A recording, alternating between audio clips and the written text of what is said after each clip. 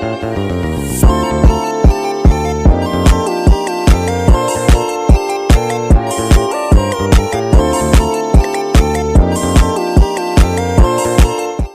akan belajar mengenai logaritma. Jadi logaritma ini salah satu materi yang memang udah kita pelajarin dari SMA. Jadi ini bentuk review materi juga.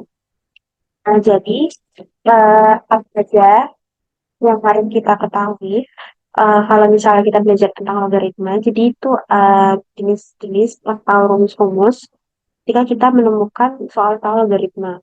Nah, tapi ke bentuk dasarnya dulu. Jadi bentuk dasar logaritma itu ini. Jadi ketika kita menemukan A pangkat C sama dengan B, maka itu sama dengan A log B sama dengan C. Jadi A log yang A ini, terus di sini ada B, terus kita tambah log. Jadi A B sama dengan pangkatnya, yaitu C.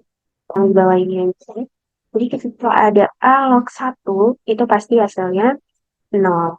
Kalau A log A, ini harusnya A log A ya. A log A itu hasilnya adalah 1. Misal, 3 log 3, pasti hasilnya adalah 1. Berarti dia, ini kan dikali nih. Berarti dia sama dengan A log B, A log B ditambah A log C. Nah, tapi dia berbeda kalau misalnya dalam keadaan pembagian di sini. Bedanya apa? Bedanya tinggal dikurang.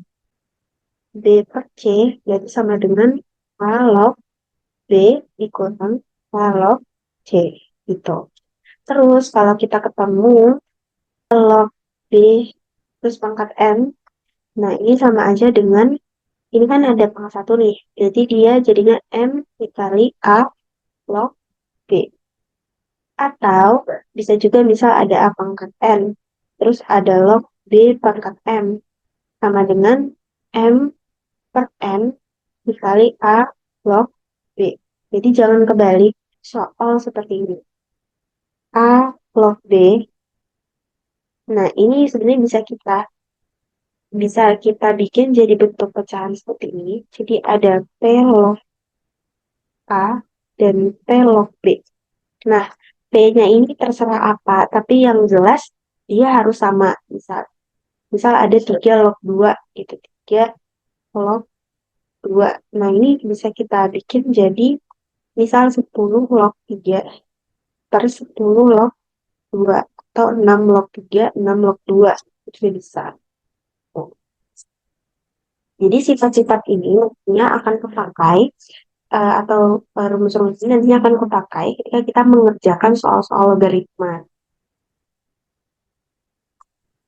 Dia ada A log B, ini kan ada A log B, B log C, C log D. Nah ini kan kalau misalnya A log B, B log C itu kan A log C, ya kan?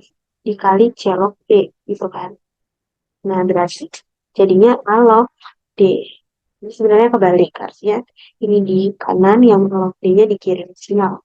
Kalau misalnya kita ada soal nih, ada soal, terus kita butuhnya B log A, bukan A log B. Itu untuk menyederhanakannya atau untuk mengerjakan soalnya gitu. Jadi kita bisa ngubah A log B ini menjadi B log A, tapi jangan lupa dia menjadi super B log A. Selanjutnya, nah, jadi ada yang namanya logaritma natural. Logaritma natural itu adalah logaritma dengan basis E. Kalau misalnya pernah dengar len E, len X, atau log EX gitu. Nah, itu adalah logaritma natural namanya. Jadi dia basisnya itu adalah bilangan Euler. Bilangan Euler itu 2,71828 sekian-sekian. Nah, perlu kita ketahui bahwasanya bilangan Euler ini adalah salah satu bilangan yang termasuk ke dalam bilangan irasional. Jadi dia tidak bisa dijadikan dalam bentuk pecahan atau dalam bentuk A per B. Ada log 381. Nah, kalau kita mau soal kayak gini, jangan langsung pusing. Kita lihat dulu angka 81 ini. 81 itu pangkat berapa ya kira-kira yang hasilnya itu 81. Kan bisa angka 9, kan 9 pangkat 2. Terus 9 itu kan bisa kita solve lagi 3 pangkat 2. Berarti pangkatin 2 lagi. Berarti 3 pangkat 4. Jadi log 3, 3 pangkat 4. Tapi ini juga bisa kita tulisnya itu jadi gini.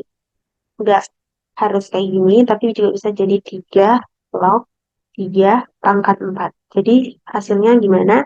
Jadi 4 kali 3 log 3. 3 log 3 itu kan 1. Berarti hasilnya adalah 4. Terus ini ada log 100.000. Jadi ketika ada ini nggak ada apa-apa di sini. Terus di sini juga nggak ada. Kita menganggapnya itu adalah 10. Jadi 10 log 100.000. Ini kan sama dengan 10 log 10 pangkat 5. Ya kan? Karena nolnya ada 5. Terus karena di sini dia pangkat 1, berarti kan 5 kali 10 log 10. Makanya hasilnya adalah 5. Nah, ini bisa kita ubah itu jadi 2 log 1/2. Ini. Ya, jadi 1/2 itu kan sebenarnya adalah 2 log 2 pangkat minus 1. Atau sama dengan minus 1 kali 2 log 2.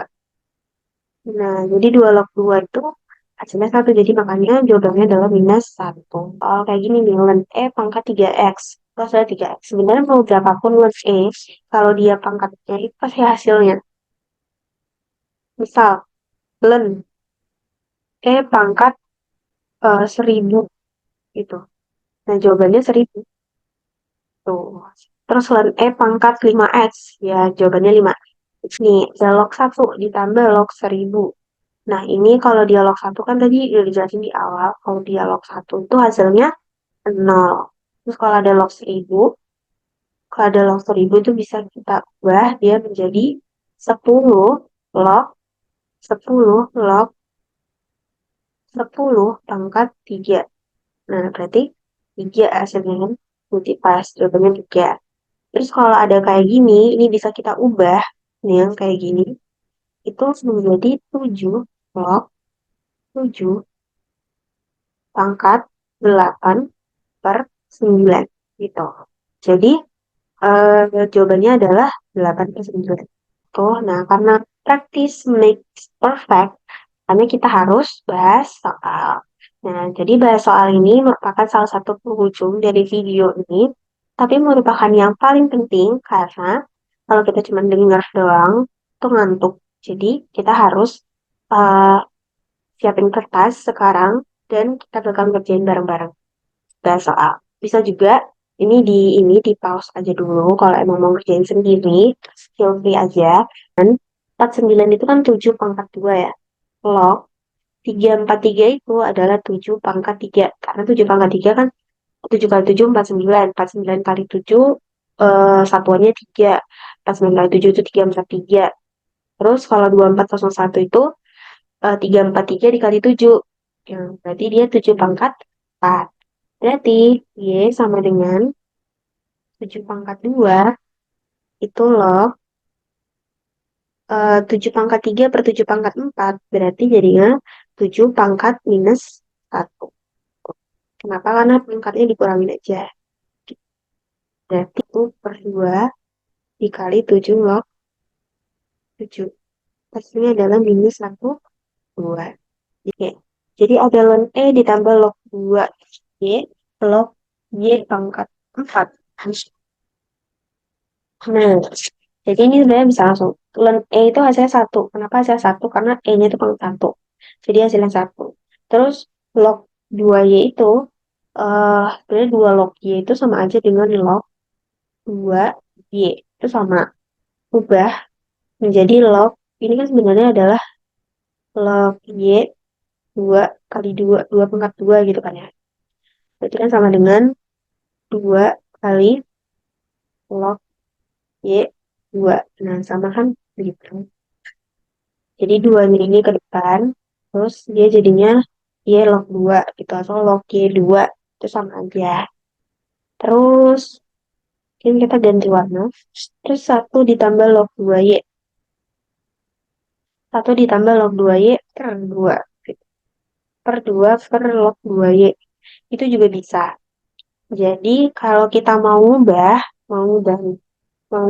ininya, ini kan awalnya itu sebenarnya adalah 2 dikali Y log 2, ya kan? Tapi kita mau ubah dia menjadi 2 kali 2 log Y, gitu. Berarti 1/2 log Y, gitu. 2 log Y pangkat 2 per 2 sama dengan 3. Terus yang log 2, yang 2 log Y-nya itu kita misalin jadi X, gitu kan?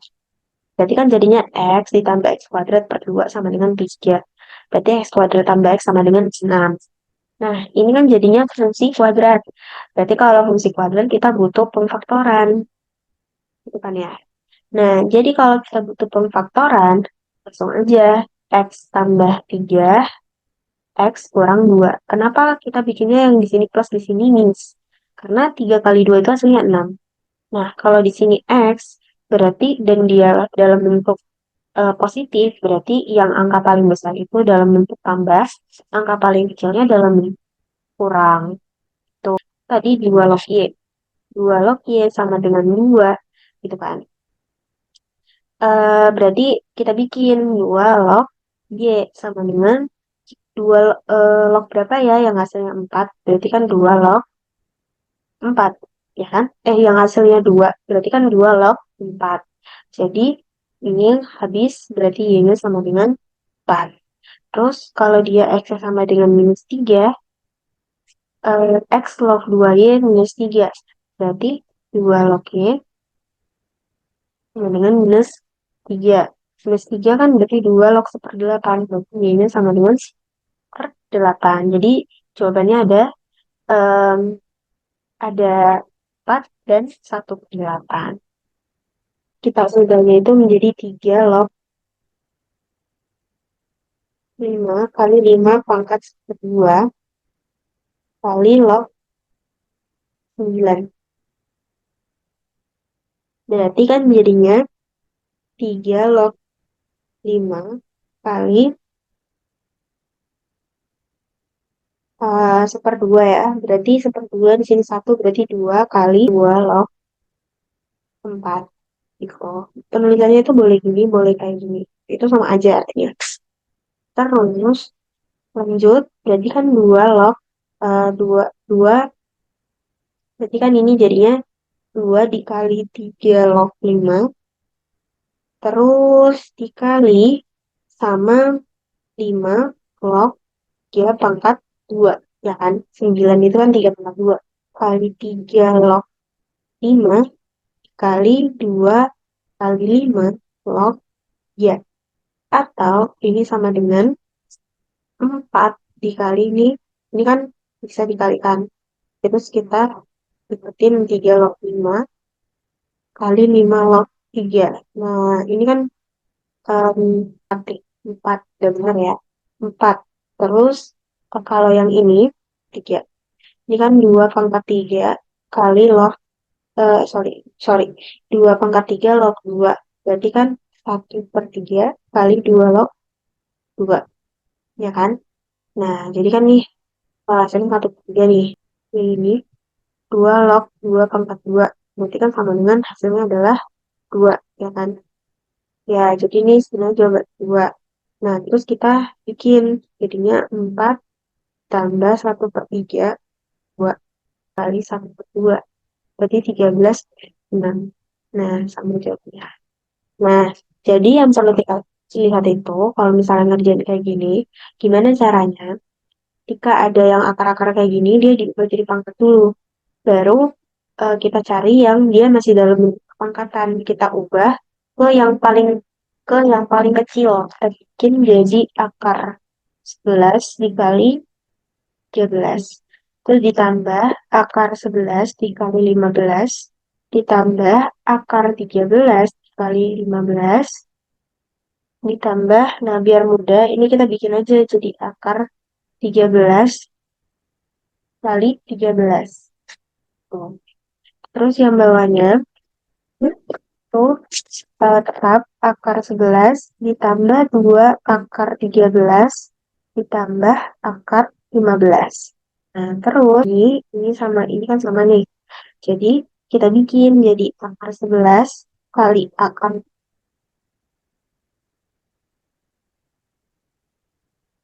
Jadinya akar 11 kali akar 13. Akar 11. Tapi ini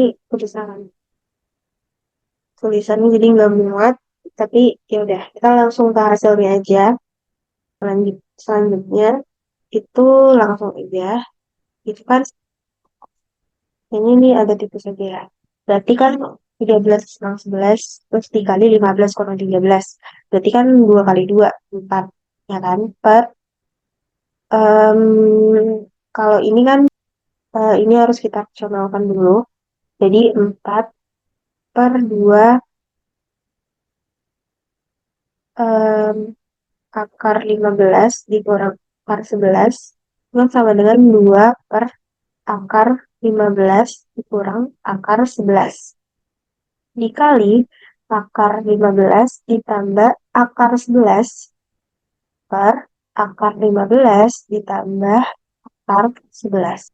Kalau kita rasionalkan itu jadinya 2 per 4 akar 15 ditambah akar 11. Sama dengan setengah akar 15 ditambah akar 11. Ini tuh gampang banget. Ini tinggal kita sederhanain aja sebenarnya. Jadi tuh kayak gini kan. 18 itu kan 9 kali 2. Berarti 3 akar 2. Dikurang 12 itu kan 4 kali 3. Berarti 2 akar 3. Per. Bawahnya sama kan. 3 akar 2. Asing. Kalau pokoknya ini rasionalkan. Ini juga dirasionalkan. Karena ini dalam bentuk penjumlahan. Ini juga dalam bentuk pengurangan gitu kan. Nah, jadinya itu ini kan 5 kali 1 min akar 6 per minus 5. Nah, ini bisa kita sederhanain. Ini jadinya 30 kurang 2 akar 6 ditambah minus 1. Ini dikurang 1 dikurang akar 6. Gitu kan ya. Berarti 5 dikurang 2 akar 6 dikurang 1 ditambah akar 6. Berarti 4 dikurang akar 6. Jawabannya adalah yang D. Itu ada soal kayak gini. Jadi ini langsung kita solve aja. Ini kan ada X pangkat minus 1. Kita bikin jadi 1 X dikurang 1 Y per X pangkat setengah itu kan akar X tambah akar Y. Nah, terus ini kita rasionalkan akar X dikurang akar Y per akar X dikurang akar Y. Berarti em, nanti hasilnya itu adalah 1 X dikurang 1 Y kali akar X dikurang akar Y per X dikurang Y. Nah, nanti yang atas ini eh setelah dicari itu nanti hasilnya adalah min akar X plus akar Y per X Y